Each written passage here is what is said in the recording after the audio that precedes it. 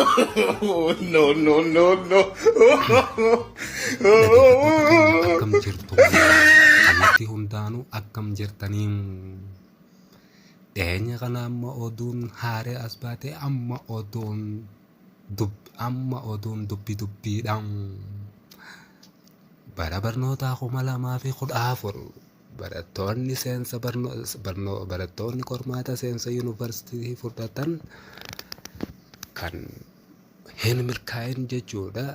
Dhaadannoon isaan barattoonni baadiyyaa irraa dhufan dhageessaati jiru. Dhaadannoon isaanii yeroo ammaan tana gaggeessaa jiran down the porridge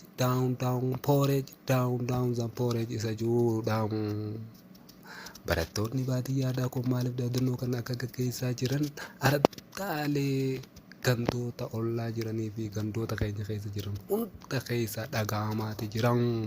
Kanaaf akka namni tokko akka armaan gadi dhiyeenya kana qormaata seensa yuunivarsiitii bara 2014 barattoonni hin darbin baay'een isaanii jiru. Irra guddaa bara kana qormaanni akka makiinaa siinootiraakii cirracha gannaquutti baay'ee gannaqee jira. Harcaas ijoollee. Kanaaf barattoonni kun maali jechaa jiranii kan naannoo baadiyyaadha. Nuti yeroo fi baadiyyaa gara magaalaa dhufnee qormaata kana barnoota kanas barachaa jirru yeroo tokko dubartiin waan nu bira hin jirreef shuuroo godhachaa turre.